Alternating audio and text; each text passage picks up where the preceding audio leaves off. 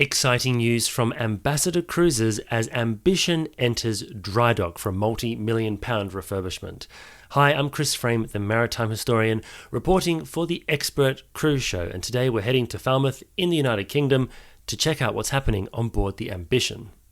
Ambition commenced a refurbishment in Falmouth at the A&P Drydocks in Cornwall on the 8th of November, and this is a significant refurbishment that shows Ambassador Cruises' commitment to this venerable ship for many years to come. This has been flagged as a great win for the UK-based shipyard, which won the tender to complete the refurbishment work on Ambition in a competitive tendering process, and it's a great opportunity for the local shipbuilder and the surrounding economy.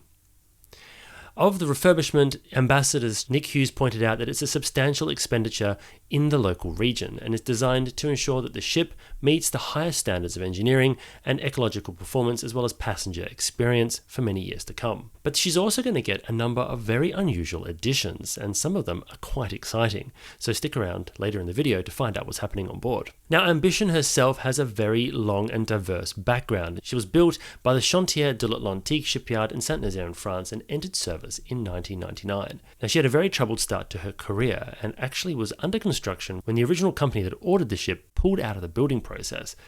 Le Chantier actually built her regardless, and she ultimately entered service with Festival Cruises, but you can find out all about her very unusual story in a video I did all about Ambition's history, which I've linked in the description and the info card above, but check it out after you've watched this video so you can find out what's happening to her at the moment. Now, she also travelled for not just Festival Cruises, but ultimately ended up with the Carnival Corporation and cruised with both Costa and AIDA before being sold off to Ambassador Cruises during the global cruise shutdown. So what's happening with the ship at the moment?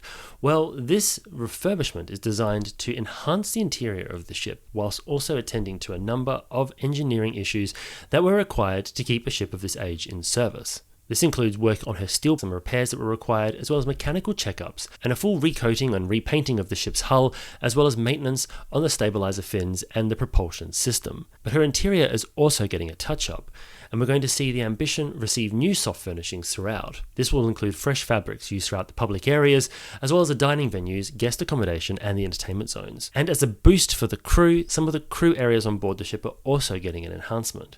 But I think one of the most exciting and kind of unusual things that's going to be done with this ship is that they're actually transforming one of their small spa treatment rooms into a fully equipped renal dialysis center. This facility is noteworthy as it will allow passengers who require hemodialysis to continue their medical care whilst on board the ship. So this is quite unusual and certainly something that you don't see on most cruise ships.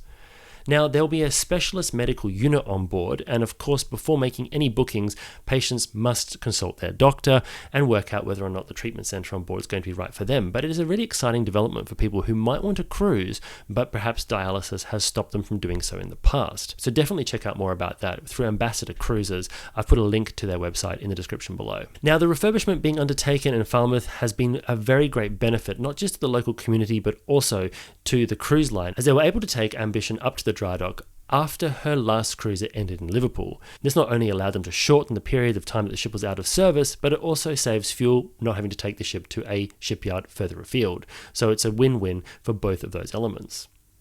Now, she's expected to remain in drydock until the 1st of December, so this is a lengthy drydock period and obviously reflects the scale of work that's being done. Once the maintenance is concluded, Ambition will be able to resume her service, departing on a 3-night Christmas market cruise, setting sail from the 2nd of December.